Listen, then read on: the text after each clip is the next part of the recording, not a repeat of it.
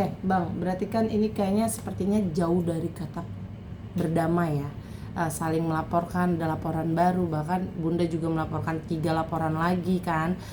Hari ini pun Ayu akan melaporkan kembali. Ini mungkin emang nggak ada, maksudnya sudah tidak ada berdamai atau seperti apa sih dari Bunda sendiri?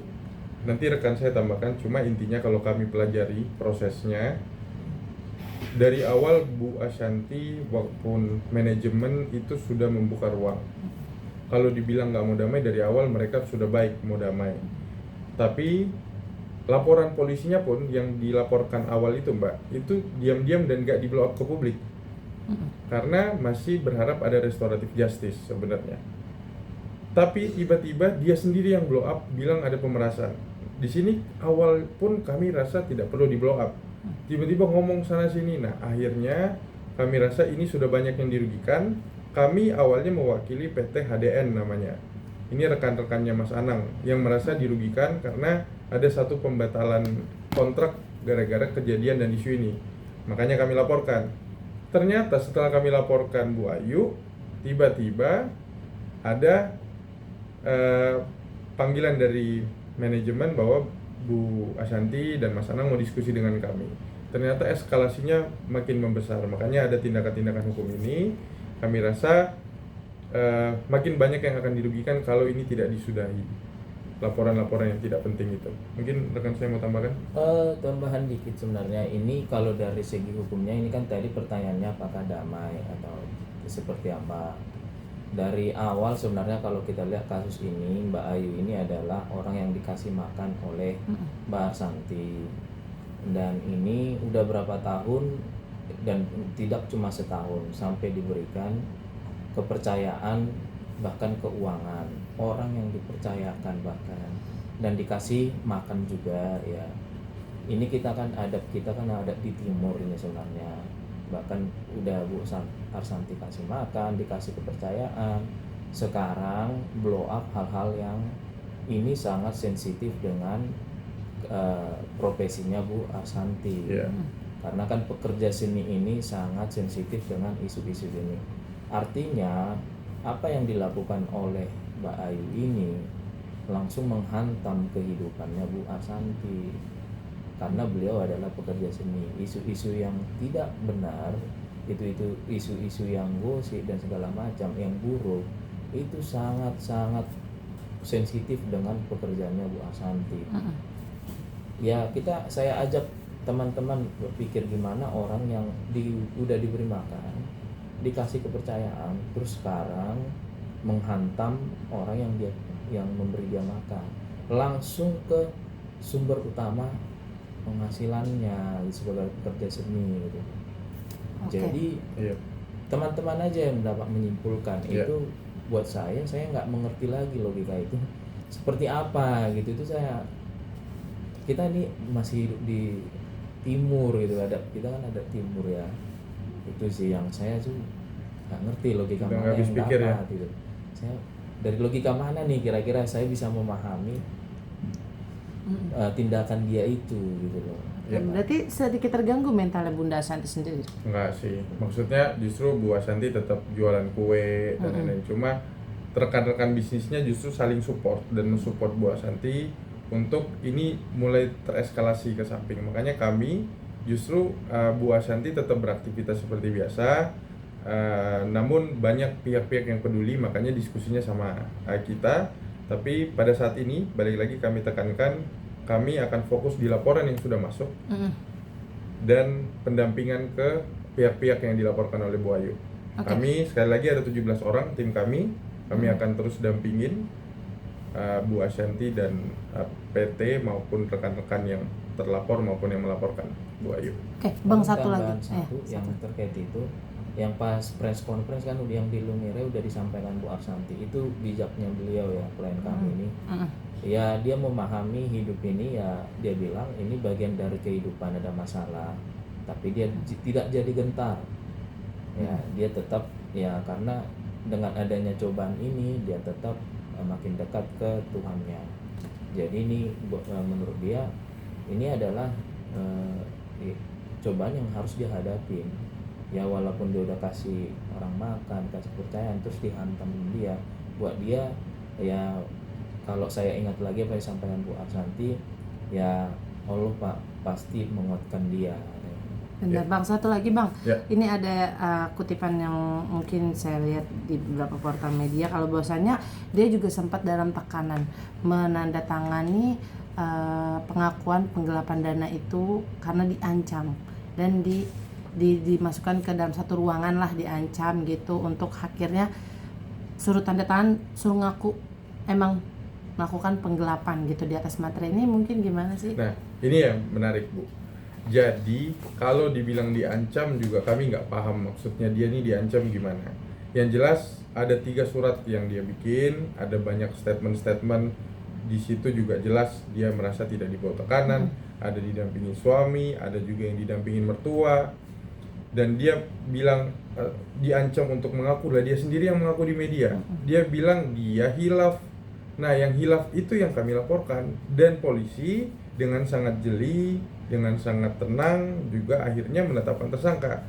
Saya rasa gini Bu, memang Bu Ashanti menyatakan ke kami kita fokus ke yang ada, kita tidak masih berpikir lagi untuk bikin laporan lain, karena kami rasa dengan 4 laporan ini sudah pasti akan sangat kewalahan Bu Ayu, karena semuanya buktinya sangat terpenuhi.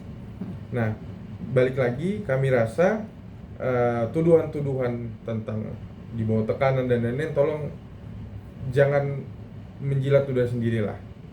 Dia bilang dia udah hilaf menenggelamkan, terus dia bilang ngaku saat itu ditekan untuk ngaku itu. Nah, dia sendiri sekarang yang ngomong kemana-mana dia hilaf. Jadi faktanya yang mana yang dia ditekan gitu. Oke, Jadi mungkin udah Abang mau nambahin langkah bijak dari seorang, masa lawyernya dia kan juga mendukung sekali nih dengan pelaporan-pelaporan Ayu yang akan dilaporkan ke Polda lah, ke Polres lah, ke Tangsel mungkin ya Bang. Seperti apa sih Bang?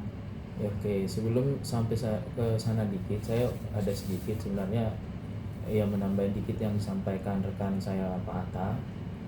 Ini dia bilang kan dirampas ya Pak.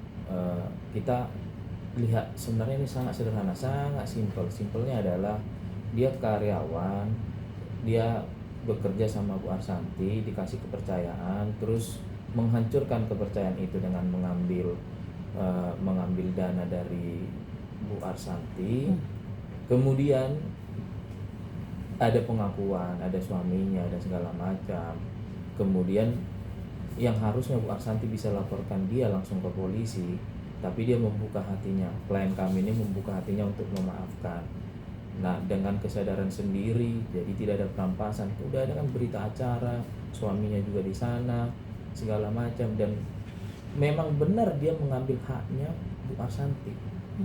Dan dia ya pada saat itu memberikan itu, bukan merampas, dia memberikan itu.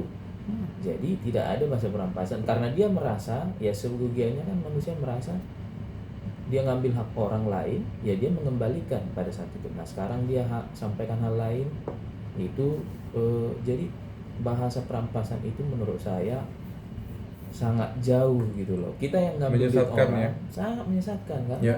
Kita ambil haknya orang, ya harusnya kita di penjara, ya kita minta maaf, kita balikin duitnya. Normalnya kan kayak gitu kan.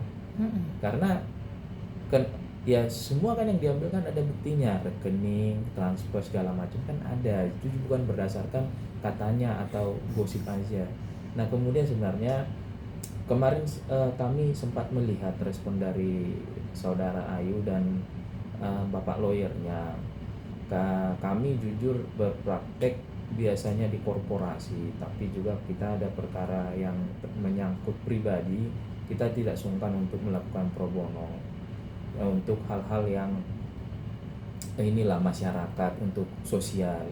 Tapi walaupun biasanya praktek kami korporat dan profesional, walaupun ya ketika menangani pribadi kami juga selalu profesional. Artinya di sini yang mau saya sampaikan adalah kemarin saya agak terkejutnya adalah ketika saudara Ayu dan pengacaranya menyatakan mereka tidak heran, mereka tidak terkejut kliennya Mbak Ayu jadi tersangka. Yang saya pahami, kalau kita udah tahu dari awal klien kita ada yang salah, ya artinya kan tersangka itu 2 alat bukti terpenuhi, ya kan? Kalau udah kita tahu, kita bedah kasusnya, kita cek, baru kita kasih saran kepada klien apa yang baik dan apa yang buruk gitu. Nah, di sini kita udah mengetahui klien kita akan tersangka, terus kita juga nggak kaget, nggak ada tindakan apa segala macam. Saya melihat nih, saya nggak takut karena saya perhatiin tuh beberapa kasus kita biasanya jujur nggak terlalu gimana kasus yang viral, tapi saya beberapa perhatiin tuh, Mbak juga bisa cek, ada beberapa yang hubungan kasus artis juga sampai kliennya baru ke penjara, baru kliennya minta maaf. Saya hanya takut gini, setelah tersangka ini adalah konsekuensi hukumnya adalah bisa naik ke terdakwa. Setelah terdakwa masuk ke terpidana, artinya bisa dipenjara. Ya, itu apakah itu tidak dikaji dengan benar? Apakah itu tidak dikaji oleh saudara Ayu ini gitu? Ya, kita jujur berpraktek, kita sampaikan ini kosminnya, ini alat buktinya, kekurangannya di mana, ini segala macam. Kita menghindarin karena di kepolisian kan dan di penegakan hukum kita tahu kalau klien kita salah, kita akan ajukan namanya restoratif justice. Karena itu diperbolehkan dari tingkat penyelidikan sampai juga tahap ya ini ya kejaksaan. Nah, itu kan kita sampaikan kalau kita udah tahu klien kita salah, dan kayak ya buat dan kliennya yang ketika kliennya juga ya harusnya saya nggak tahu nih, kadang-kadang saya pikir apa mau diantarkan ke penjara gitu, karena ujung-ujungnya ini adalah penjara, karena dari tersangka kemudian terdakwa baru ke terpidana. Ya saya bingung gitu loh.